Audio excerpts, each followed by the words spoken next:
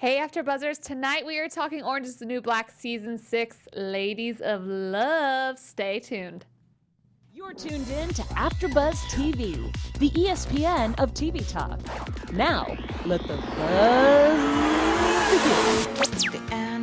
Hey everybody, welcome back. Tonight we are doing part 3 of Season 6, Orange is the New Black, talking all of our favorite ladies. I call them the Ladies of Love. More specifically, the Latin ladies tonight. Yes! Amor. I wish I could roll my R's like that. I just sound like a crazy person. I like it. I love them. Me too. I'm your host, April Whisenhant. Thank y'all for joining us again tonight. As always, joined by my lovely ladies, my other lovely ladies. Ow, ow! I'm Francesca. Hi, I am Lesley, and I'm excited to get started talking about this. Yay, we have Lesley back tonight. I know I've been gone. I'm so sorry. No, that's but okay. I've been eagerly awaiting to talk about Orange is the New Black this season. I know. Okay, so I want to hear your general thoughts, since I haven't heard yours yet, about the season, what you thought. I was back and forth because initially I was like, oh my gosh, they're all separated. I don't know what's going on. And then they're all turning on each other. Mm-hmm. And for a while, it felt like in the middle of the season, I was like, where are we going? What is the direction here?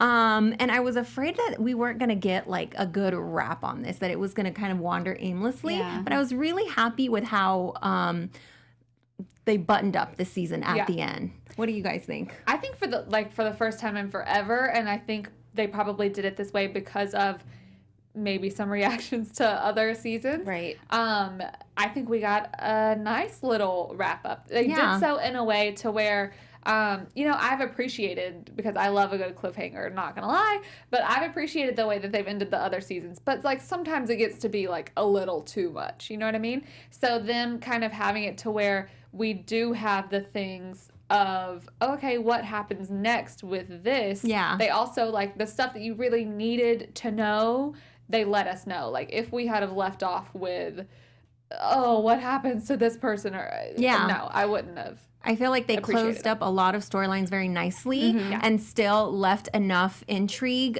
for what's going to come. Mm-hmm. And obviously, they had some very devastating moments.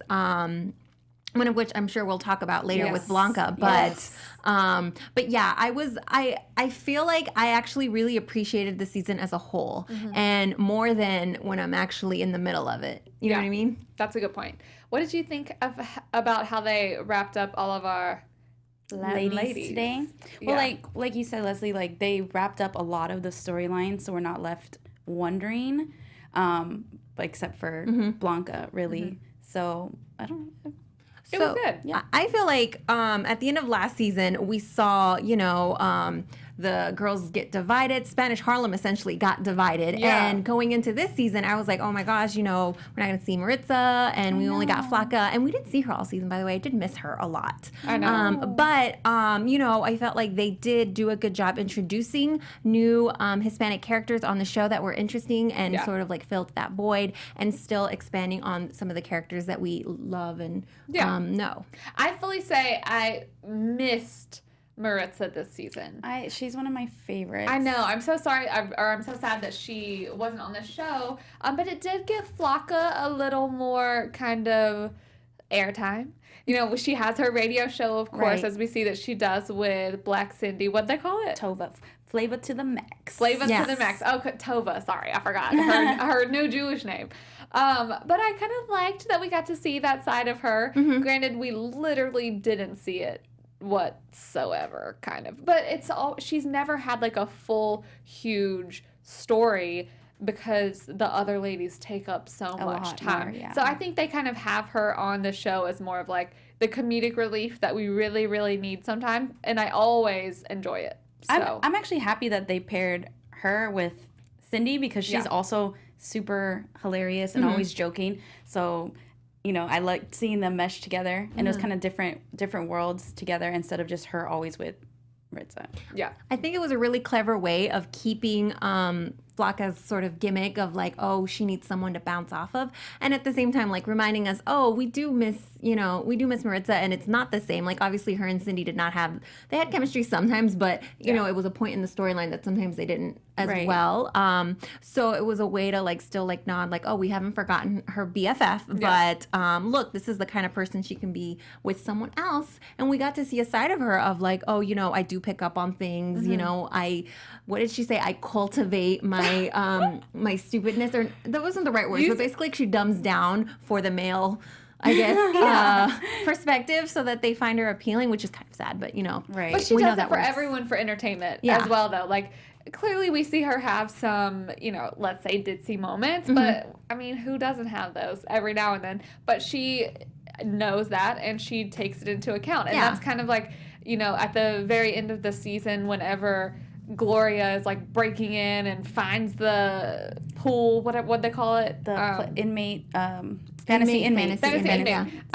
It's almost like she had no idea what was even happening. She's like, I don't know what went on, and she genuinely didn't. So I like that they kind of have her character doing that. And even at the very end, the very, very end, when they're all playing the soccer game and she and Cindy are commentating, and it's like she's so into it and she didn't know that they all had like shivs hitting up their jackets and things like that. So I think she plays her part well, but I also like that she had legitimate fans in Max. Like they were like, oh my God, you're Blanca, I love your show. Da, da, da, da. I thought that was kind of cool because I connected them a little bit. That was one of my favorite lines, I think, of the whole season when they like dropped the bag of chocolate whatever mix, and she was like, that's like a whole month's worth of contour. That's still one of my favorites. It's such a good line, the way she delivered it, and I'm like, but the end scene with them at the kickball field, I feel like that was her shining moment, because that was her cheering up Cindy, like, I know you've been going through all of this, and this was her rallying up, like, at some point you're gonna have to forgive yourself. Like, you have to live, you can't be depressed your whole life. And I feel like there were so many elements to what made that scene could have turned into a tragedy. But I think that was one of them. Having them on the field commentating is one of the reasons I feel like the girls got cheered up. And were into the game and decided this is more fun than killing each other. So I give Blanca points for that. Let's not kill each other. That sounds great. Speaking of killing each other, one of the girls that we kind of see really be involved with this, and I just really want to straight up go for them, is Daya and the new character, Daddy. Daddy's character, at first I was not too crazy about. But then when you see her going through the struggles of, she kind of runs that whole, the pill world and getting the stuff in and whatever, she is almost, I think they made her character this way on the show because she is, in a lot of ways, what you imagine someone that's maybe younger, a little whatever, to kind of be like. And she had an amazing backstory, or I thought it was super interesting with she's a pimp. Basically. There's no other word to call it, right? Basically, she's a madame. No, she's a daddy. But she's a daddy, and to see her kind of, you can tell just from that backstory that she genuinely cares for people, because when the one girl died, now granted she was involved with her, but she genuinely cares for people. We see her go for Daya from the very beginning. So that's what I really wanted to get y'all's take on, because we've seen so many different aspects of Daya from the beginning of the show. She was always sweet. She was one of my favorites, because I'm she's the one that's not going to get jaded by any of this stuff happening. But clearly she's very jaded and super into it. She's taking the pill. She initially didn't start it, but whatever. She's full into it now. And now she is in a relationship. I use air quotes when I say that because she doesn't ever fully say it with Daddy. So what do you think about her transformation?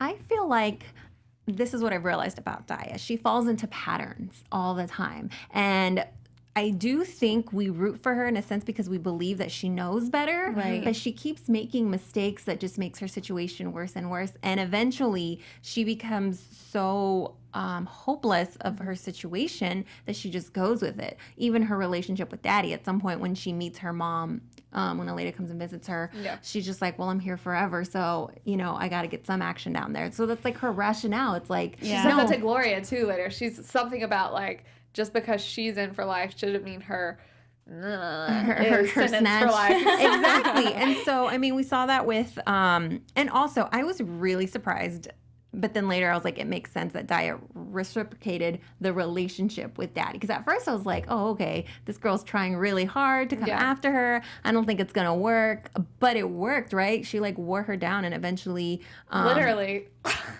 I mean... I think that's exactly what happened. Like we're talking about like Daya kind of falling into patterns, always, you know, doing bad things when she's really good at heart. I mean, her mom's not the greatest example to follow. But also I think especially this season, she really did get beat down because one, she's getting beat by the guards left and right. Yeah. Like she can barely move without being in pain. And then two, she's added she's a life sentence now. So there's no hope for her. So she's just kind of like, yeah, I have, you know, I mean, you think about it. Can you imagine like realizing that you're going to be in jail for the rest of your life? When what did she go in for? It's because she killed the guard.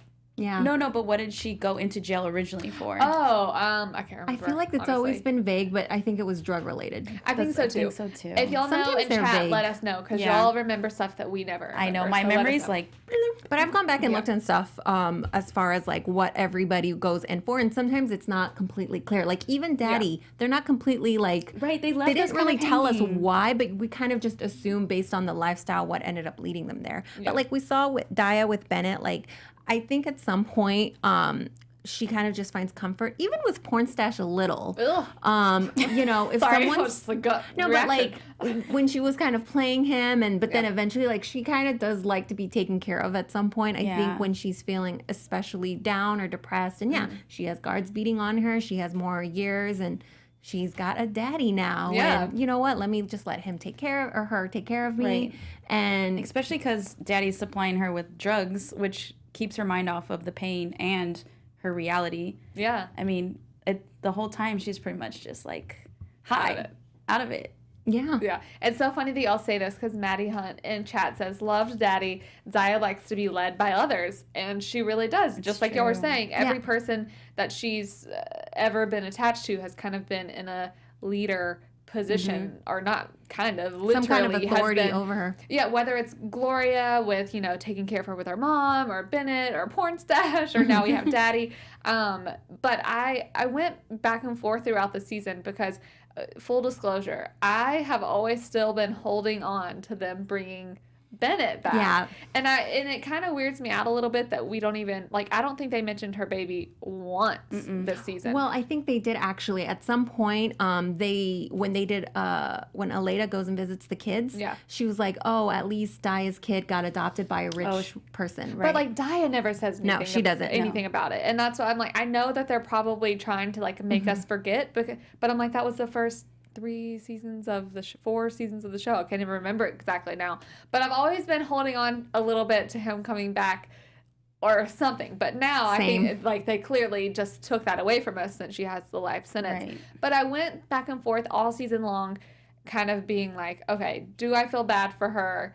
Should she be doing this? Should she not? And I still, even just talking about it, I go back and forth because I'm like, ultimately, you did shoot somebody. Granted, situational, not saying that it was completely wrong. What obviously he was torturing them. In a lot of ways, it was more right than anything. But, and then I'm like, oh gosh, you're this way. Don't do these drugs. But then I'm literally like, but you're going to spend your whole entire life in prison. Like, what else is there better to do? You know, I can't remember exactly, but I'm pretty sure there's no possibility of parole. Not to condone ever doing drugs, but I also, like, in her situation, for the purpose of it being a television show. You can't blame her. Yeah. And it's like, she did initially start it because she was in pain. She was the one that was, like, refusing to do it because she knew about, you know, the consequences potentially from taking this stuff. But she's literally sitting there. I mean, first, I don't know how she didn't go to the ER or, like, I guess they didn't want to do it because then they would be like, wait, how did you get so beat up? Oh, the guards are beating you up. That's I really thought, like, in the first few episodes that she was going to have some sort of internal injuries because she was getting beat up all the time, and she just had bruises, and they showed us the bruises constantly that she was enduring. As much as I feel bad for Daya, at the beginning they kind of established that they were going to have at least a certain number of girls go down no matter what. And if I look at, like, you know, the inmates and like who was involved. I was like, if I had to pick someone who had to like go down, I felt like, okay, I would pick Daya. Because she's the one who actually killed someone. She did shoot, and, you know, she made all of these decisions. And then even after, like, you know, in the riots, she was like, oh, let me still sort of half run this thing. And so obviously I wouldn't. But if you had to pick someone who was like the most culpable, you know what I mean? I get it. Yeah. I think the situation with Daddy, too, introducing her character was kind of another important thing to show. It's like she's not the new Red, totally different scenario, but it is like you see her, you know, running this undercover of sorts business with the pills, and then we see that ultimately she has a boss in the form of Barb, who is freaking out because she can't get her stuff. And it's like the dynamics of this, and you know, we know a lot of the writing in this show is taking from real life instances, whether it be stories or whether it be from them observing or whatever. So I have to wonder, like, how are people actually getting all this stuff in prison? Like, this really happens? Oh, so much stuff goes on. Has to. I thought it was clear to see the different styles of leadership that Daddy had with Battison, because they were sort of like the first lieutenants, you know, underneath the main boss, and like where Battison was just like a big bully. Yeah. Daddy really was like, she took a more, you know, you attract flies with honey approach, and that's how she kept all of her ladies in line and in check, and then also with drugs. Yeah. But like, she was still an intimidating figure, but that was just her style, is like she kind of, you know, warms everyone up a little bit, and we saw it in her backstory as well. That's how she recruited girls, and it worked. I mean, obviously it works for her to an extent until she makes some bad calls and kind of lands them in hot water, but I felt like her style, it worked better for her than like Battison's style over at D Block. Yeah, her people actually liked her. Or C Block. So annoying. I know. She was one of, I mean, I liked her character, but then I'm like, no, you're just terrible. I want to ask y'all, personal question. If you were in prison for life, would you go women? Well, I have no idea what either of you feel like personally anyway. Well, I'm straight and I'm married to a man, but I feel like if you're in life, like, can't keep your snatch like that the whole time, right? I feel like I would probably consider it. I mean, I mean, as of right now, I would think not. Who's to say what would happen? Who knows? Life in prison is a long time. I don't know. You know, I say never, but I'm gonna go with probably not. But also, like, I would probably get bored. So I don't know. You gotta read some books, April. Taking yourself somehow. Well, we see a lot of Daya's mom this season, who I loved getting to see her outside of the prison. Leda, of course. But she has formed this relationship with C.O. Hopper. I just call him Creepy Hopper. Like, literally, I had written in my notes earlier. I mean, he lives with his grandma. Creepy C.O. But, like, she's still fully crazy. And, I mean, she's, like, locking the grandma in rooms. And how did they originally meet? Oh, she was coming to visit Daya. Right, and he saw her in the parking lot. Yeah. Yeah. And so she kind of gets this whole smuggling pill setup going. And... well, first I just want to say, did y'all think it was going to happen to where he wasn't going to find out? Because she's living with C.O. Hopper. They're dating at this point. Even though she's still in contact with her ex because he's the one that's giving her the pills. Yeah. But she's doing all of this to get her kids back. So you got to wonder, like, isn't that the dumbest thing you could ever do? Exactly. I actually, Aleda was one of my favorite characters this season because she's like a pit bull, like literally angry and just going all the time. She even, like, looks like a pit bull at some stage. She's just like, but she's also like fabulous. I don't know. Because like with Hopper, there were so many times where I'm like, you know, oh yeah, they're gonna break up or he's gonna find out. I thought eventually he'll find out or he'll do this and that. But it's almost like every time she yelled at him, it like turned him on more. It definitely turned him on. You can like clearly see he's and like, yes. He was just all about it. And you know, she would be in the wrong because, you know, she was caught with the pills and she's finding a reason to yell at him for it. Yeah. And then he's like, you know what? You're right. I'm going to change my life and you're giving me all this fire. So I was all about it. And yeah, I mean, we've seen her struggle. She's trying to find a job. She's trying to sell things, and she's still not having money come her way. And she wants her kids. So, I mean, obviously, like, this isn't the best choice, but I feel like I get her hustle of, like, what she's trying to do to get her kids back, to get her life on track. Her manipulation was just on it this season in the sense of Hopper. Like, at the end where he's like, oh my gosh, I'm a CO, I could lose my job, whatever.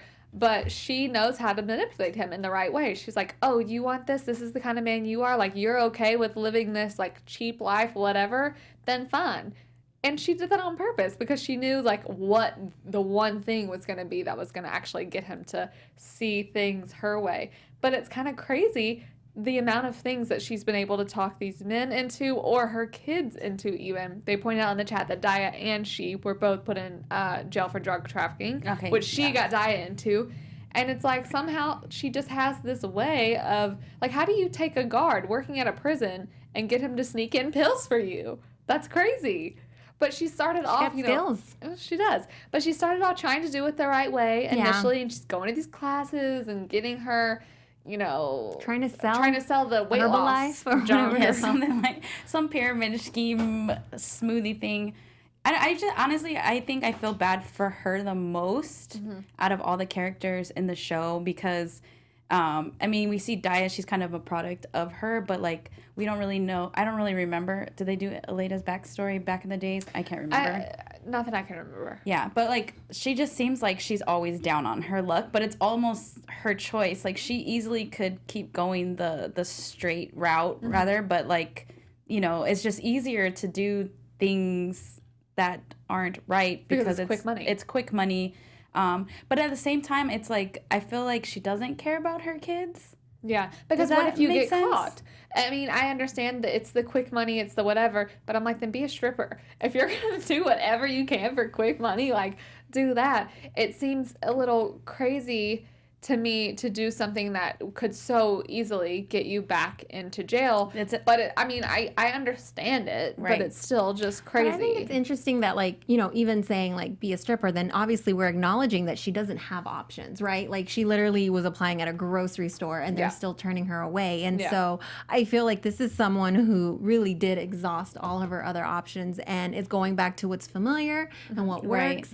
And I would almost say she's very smart in the fact that she kind of has zero risk in this situation because it really is Hopper. Like, he's the one, like, smuggling them in. And if they get caught, I'm not saying that it would necessarily fall on her a little. It might, but she might have as well duck out and kind of just leave him hanging. So she's kind of found herself in a scenario where she has the least amount of risk. Yeah. And I mean, I'm still assuming that she's still trying to sell stuff, the Herbalife stuff eventually, and maybe finding other jobs. But I thought the argument they had after she finds out that Daya is, on drugs, she has a conversation with her and she falls asleep and it's clear that she's high and she gets mad at Hopper and he's like, well, I thought you knew this. And you kind of sort of see in her expression, like she's trying to ration out, like, what do I do? Do I stop doing this to try to save Daya?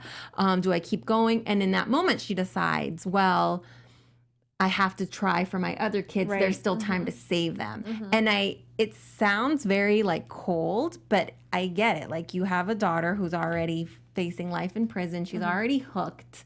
If you think, getting these drugs and getting this money is the only way I'll be able to save these other kids, I felt like it's like a weird, almost like a Sophie's Choice thing where, like, you're pitting your kids against each other, but you're kind of like, looking at the best scenario outcome for everybody right now. And one person's is already kill gone. the one to save the many. Essentially, it's literally that option. Exactly. But it's like what you were saying earlier, sometimes you wonder, does she really care about her kids? I definitely think that she does, but it's just, you even when we see her interactions with them, and I know that they do it this way because it's just her personality. Right. She's very hard, she's very tough, she's very, like, quick and witty, but it just seems like there are other things that she's doing that are just clearly going to bring her down from that. Right. Or she just always seems, this is another aspect to her character, to maybe care a little bit more about a man, per se. Not that she cares about Hopper in this, I'm thinking back to other seasons, than her actual kids. Yeah, I feel like she's a little selfish. And the whole the whole time I thought she was going to wind up back in jail. Because I almost feel like, you know, especially because we saw her struggling in the beginning trying to find a job, and then she's resorting back to what she knows, that she almost, it would be more comfortable just to go back to jail. Yeah. So I was actually surprised she stayed out this season. Well, I didn't even think about it until you said it just now. Like, she kind of has no skin in this game. The only skin she had was when she found out that Daya was using. And it was, I liked that conversation between the two of them, because I was like, wait, does she not know what's going on? Because it was so clearly obvious. And then even, you know, it's not a very, it's never going to be an easy decision or like a popular choice. I kind of do agree with what she said with, well, I don't know. But even as soon as it came out of my mouth, I was like, no, I don't. Because there's one way to, you know, you're not just saving your kids, or you're not just saving money for them. You're also pretty much like giving your daughter your own blood, something that you can clearly see. She's not just like doing the bare minimum. Like, she's doing too much. So it's like, okay, she's in prison, but also like she could potentially overdose and die from the stuff that you're giving her, because she obviously doesn't know what she's doing. Yeah. So it's like, okay, you could get them back because you're saving this money or making money, whatever. But then it's like you're also going to possibly kill your other kid. She's not going to kill her. It is Daya making the decision to take it. Yeah. But I don't know. Literally, as soon as it came out of my mouth, I was like, oh, crap. Wait, I don't know. It's murky. It's like, I don't know. There doesn't seem to be any good options ahead of her. So, and I don't know. I feel like the situation she really doesn't have much risk. I know I already said this, but like even the fact that so much stuff happens in the jails. Like we've seen the guards, like they're doing fantasy inmate. You have Loose Chick bringing in cell phones. You have, you know, the other guard's name, I forget what he is, but the bald one. Like he's bringing in contraband right? as well. So it's like so much stuff happens that like it doesn't seem like anybody gets caught. I don't think any of the higher ups are unaware of the fact that things go on, and obviously it's just like it's not even an issue to MCC or now Poly, whatever it's called. So until they get caught, and then it's a big deal. But it doesn't seem like anybody. For the most part, people just look the other way. That's what it seems like. Yeah. Avoid the riot. That's probably what they want to do now. Speaking of Loose Check, we have him leading this exercise class that's also led by Gloria. And I liked, you know, we kind of started the season off still with the feud with Gloria and Maria, because she was releasing the hostages, then she was releasing the hostages, then she did, but oh my gosh, I'm not able to see my son, blah, blah, blah, blah, blah.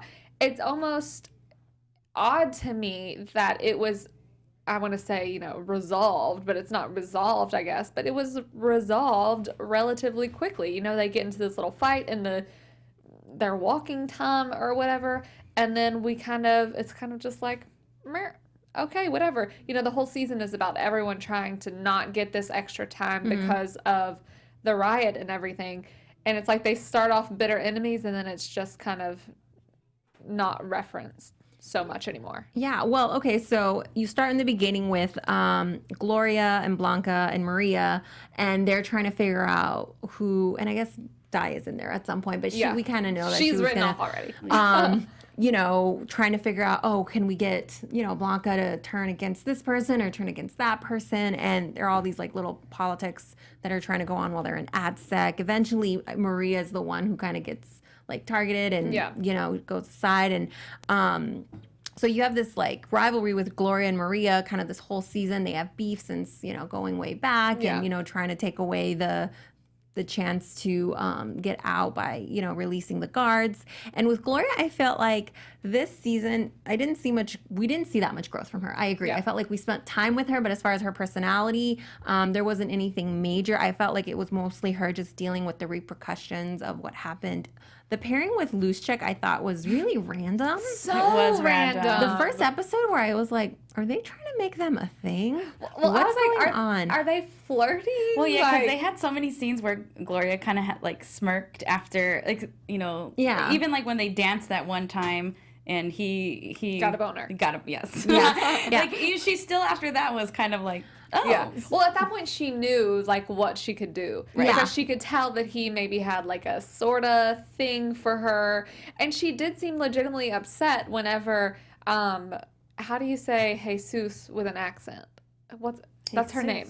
Is it? Okay, Jesus. Well, that's the girl's name that Wait, who? was like jealous. The girl. It was her last Zirconia.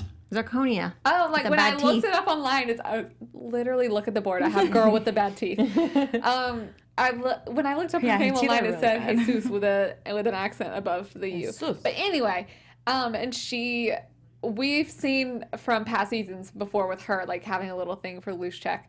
But I'm like, that's all we got to see of He's Maria. the poor man's Chris Pratt, apparently. Yeah. Also, he definitely lost some weight this season. I thought he was like cuter. He showed his belly a couple times. While he was But dancing.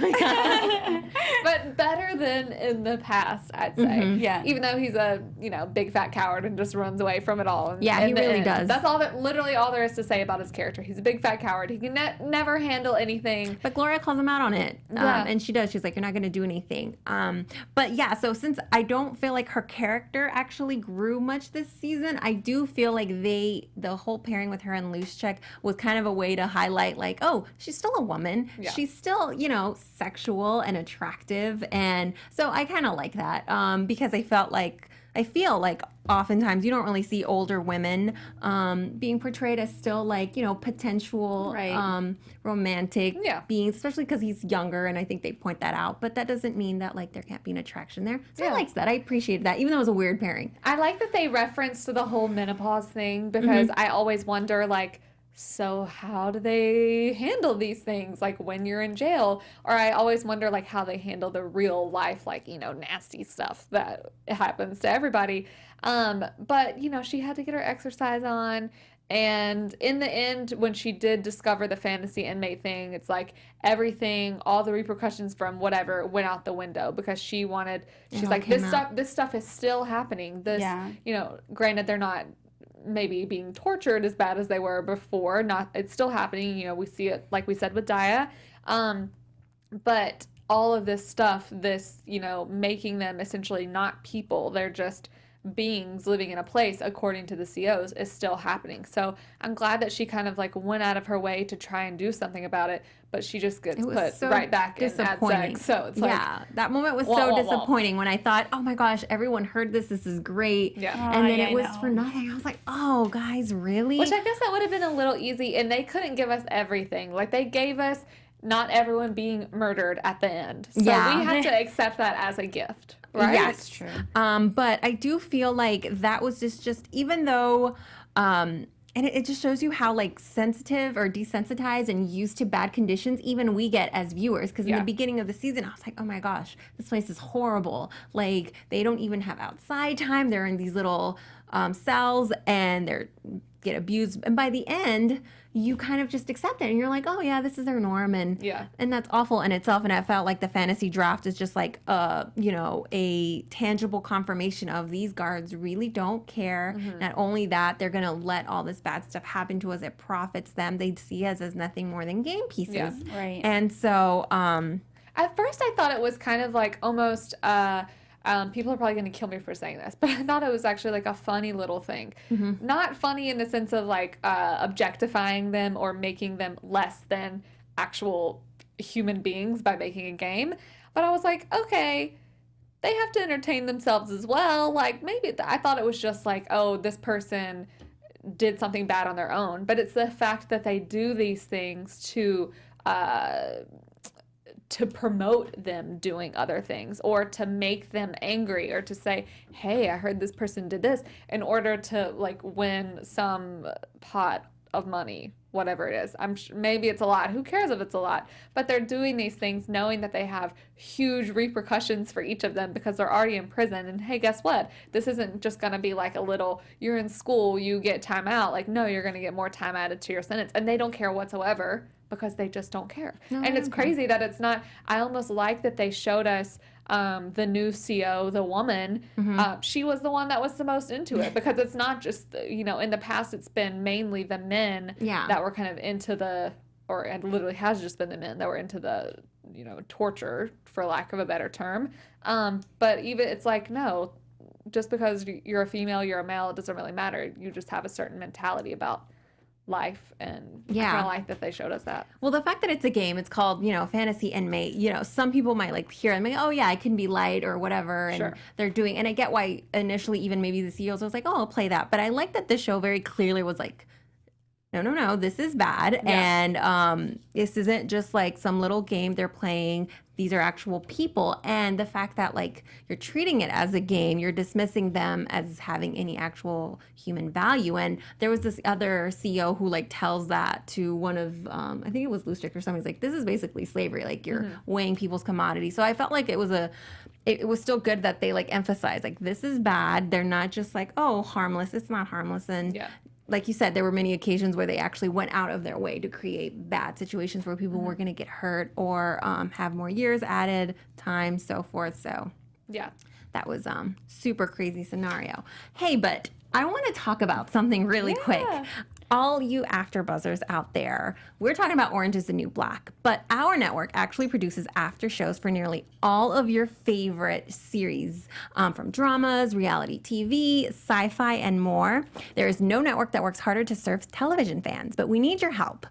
We are asking that you please subscribe to one or more of our YouTube channels, and by subscribing, YouTube will suggest content that is tailor-made for you, and you'll help AfterBuzz continue to grow. And if you're worried about any of those pesky notifications, that's actually optional, so you don't have to be worried about that. So hit the subscribe button now for this channel and check out our other AfterBuzz YouTube channels as well. And if you can, let us know that you did so in the comments, and we'll thank you on air. So fun shout out. So thank you so much for being the best fans and helping us be the ESPN of TV talk. Yeah. We only have a little bit of time left, so I want to briefly touch on Maria really quick. She's another character. We talked about her a little bit. She kind of had a major turnaround from being this like big BA running the shiz. She essentially was one of the main ringleaders of the riot, which is why for myself anyway, in this situation, I didn't necessarily feel bad that she got a little time added, because she did like the messed up stuff to people. And not too terrible of stuff happened to her beforehand. She was just pissed because she got screwed in the business side of things in prison, but that had nothing to do with the COs. But she like literally did terrible stuff to them. But then we see her have a turnaround, and she is all about Jesus until she finds out that she was almost drowned by the baby killer. Beth. I think that she's a very real character. She's frustrating, and I don't really like her most of the time. And I didn't really feel bad for her because she really did was the one ringleading all of the let's torture, let's do all this crazy stuff. And I like that she got confronted by the female CEO. I forget her name. Yeah, but McCullough. she was like, I don't forget what you did. Right. And she told her that in her face. And I felt like that was kind of like an awakening, like, okay, yeah, I was a bad person. I'm trying to be better now. But then as soon as, she gets confronted by someone else who did her wrong, she quickly turns around her new creed and it's like, no, never mind. I'm going to go back as angry. So she's a frustrating character. But I feel like, throughout her back and forth of trying to find some kind of peace and some sort of forgiveness within herself so she can move on and let go of some of her anger. I feel like we did get some of that towards at the end. Yeah. So there was some back and forth with her, 2 steps forward, 1 step back. But I think this season she did grow into maybe a better person overall.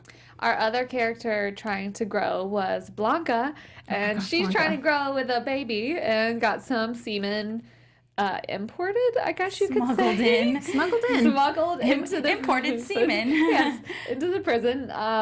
Didn't end up working, unfortunately. But the end of the season, we see her get an early release along with Piper, only to be, and she got an early release because she got a plea deal with giving up information on Maria.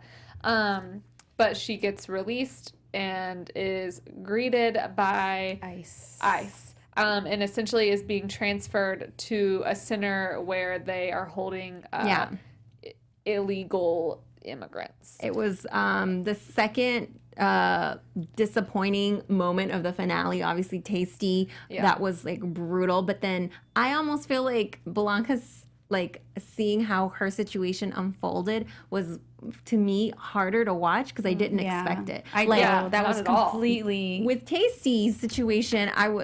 By the way, when we talk about that scene was brutal, but I was so happy for Blanca. I was like, oh my gosh, her and Diablo are going to have a baby. Everything's going to be great. It's not just Piper getting released early, because I was annoyed that Piper was getting released early. I was like, of course.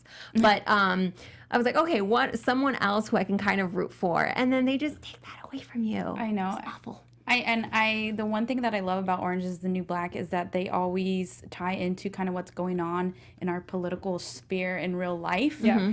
And I think this was a big one, especially for, I mean, I'm sure they wrote it before everything happened with the border and family separating, but it was just kind of like, it hit at the same time as everything, these detention centers. And we see that the MCC or Poly, whatever they're called now they're focusing on that instead of, prisons.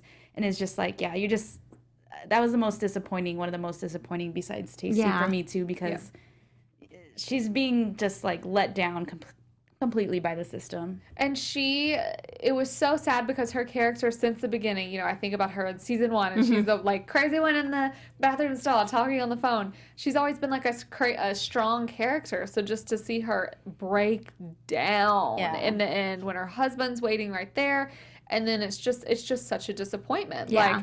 And, she's not even given the chance to get out there and become okay, she's living in the United States. She becomes, she's an adult. Let's do something about it. But, you're not even going to give her the chance to do anything.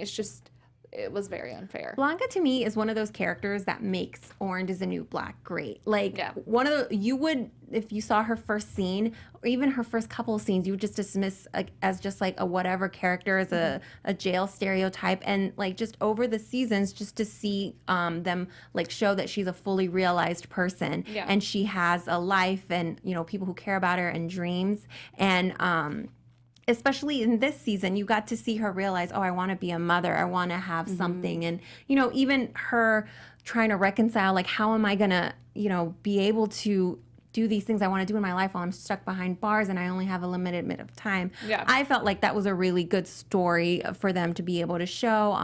I loved that they were trying to do the whole implementation thing. I thought they made it funny, but I just thought that, seeing her and she's in a healthy relationship. They say dirty stuff to each other, which were one of the healthy. But you can feel like they actually love and care about each other and support each other. It's the most stable relationship in the show. Exactly. Touche. She was really one of my favorite parts of this whole season. Yeah.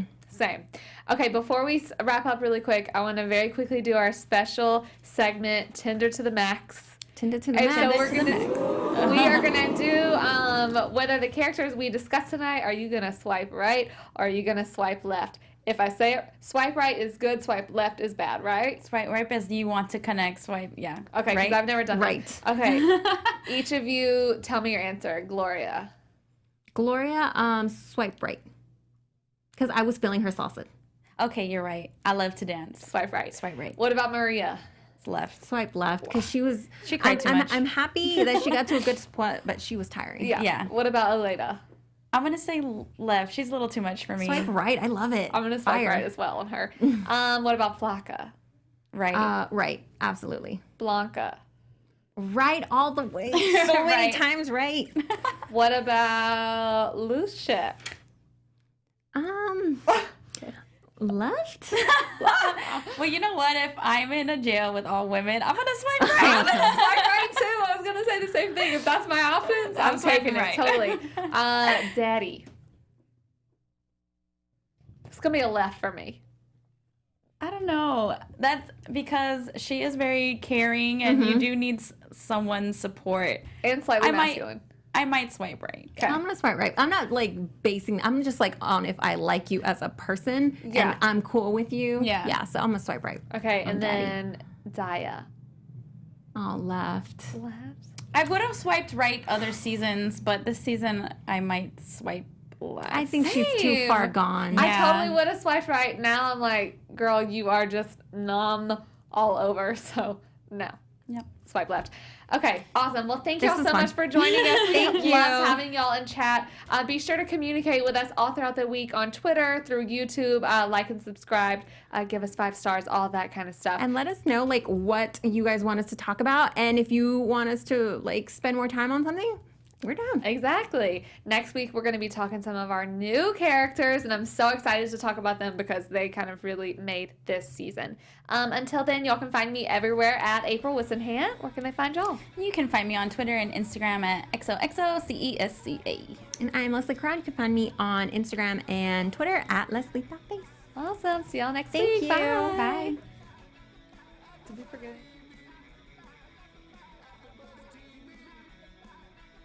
From executive producers Maria Menounos, Kevin Undergaro, Phil Svitek, and the entire AfterBuzz TV staff, we would like to thank you for listening to the AfterBuzz TV network. To watch or listen to other after shows and post comments or questions, be sure to visit AfterBuzzTV.com. I'm Sir Richard Wentworth, and this has been a presentation of AfterBuzz TV. Buzz you later.